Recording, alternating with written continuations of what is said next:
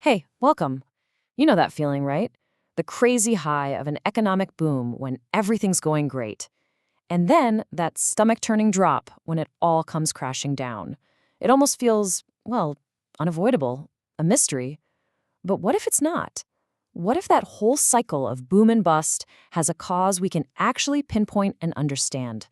Okay, let's get into it.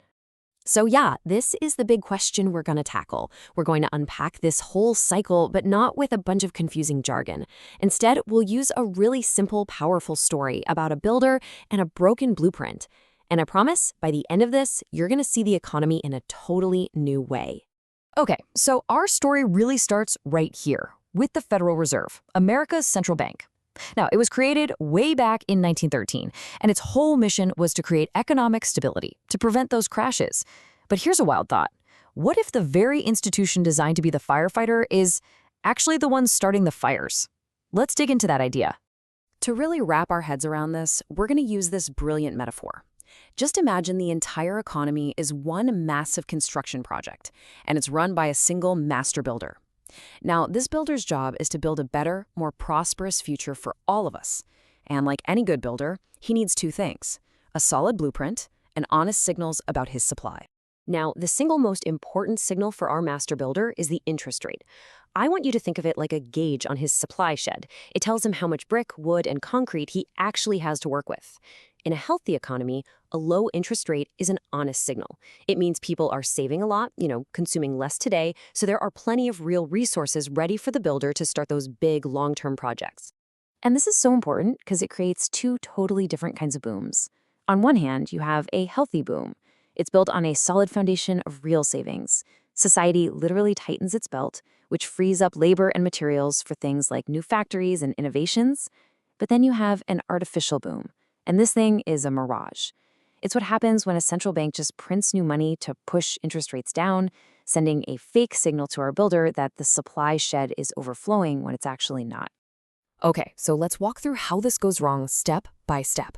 It all starts when our builder gets that false signal, those super low interest rates. He thinks, wow, supplies are cheap, they're everywhere, it's time to build that huge 10-story skyscraper.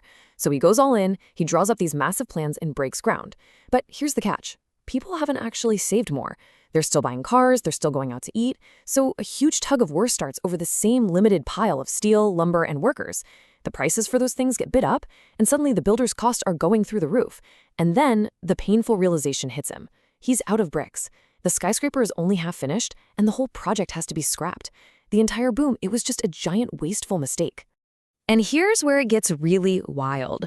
This whole idea flips our usual thinking completely on its head. See, we're taught to think the boom is the good part and the crash is the bad part. But from this perspective, the artificial boom is the real problem. That's when all the mistakes are made. The crash, as painful as it feels, is actually the cure. You know, the famous economist Ludwig von Mises just nailed it when he said this. The boom is the party. It's when our master builder is wasting all these precious materials on a house he can't possibly finish. The bust, the recession, is just the morning after. It's that moment of clarity when he realizes the blueprint was wrong and it's time to stop the waste and start cleaning up the mess. So what about all that stimulus we always hear about? What happens when the government tries to stimulate its way out of a bust? Well, in our little story, it's like trying to help our builder by getting him drunk. You're just hiding the pain and encouraging him to keep on building a project that's impossible to finish. All it does is prevent the healthy cleanup and guarantees that when the final crash does come, that half-finished skyscraper is even taller and the waste is even bigger. Okay, so you're probably thinking, there has to be a better way, right? Well, to find one, let's actually take a trip back in time to a period in history that, honestly, most of us know very little about. The American economy before the Federal Reserve, when the country was running on a completely different blueprint. So get this. Before 1913, the U.S. was mostly on a gold standard.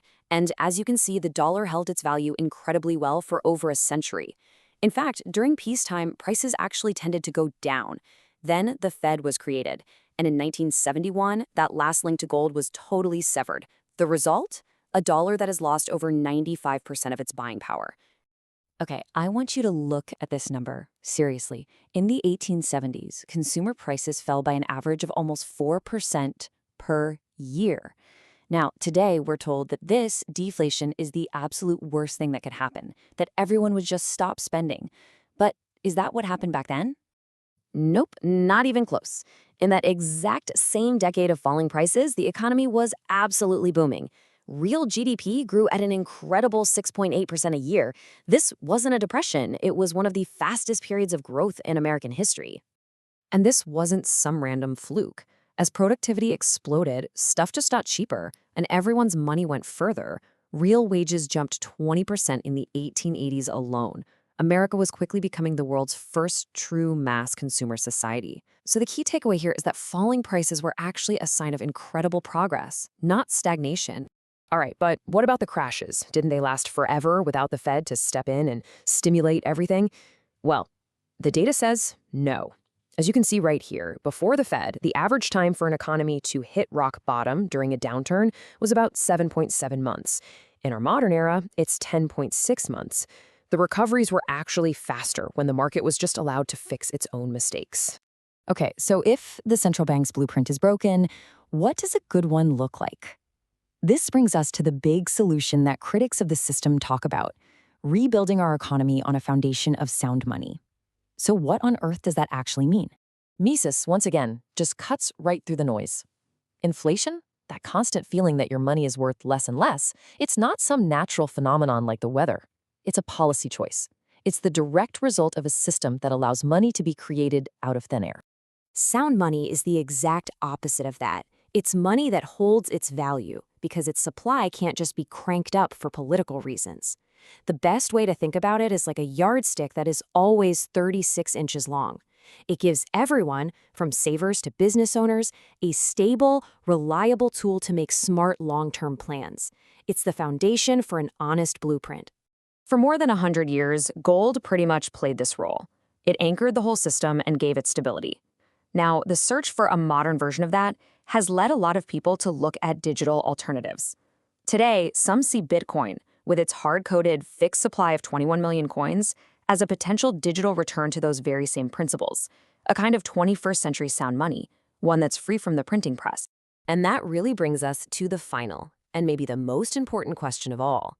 If money is the tool we use to measure value, to plan for our futures, and to build things together, what are the deep, long-term consequences for a society when that measuring stick is constantly being stretched, shrunk, and broken? What kind of world does that build in the long run? That's definitely something worth thinking about.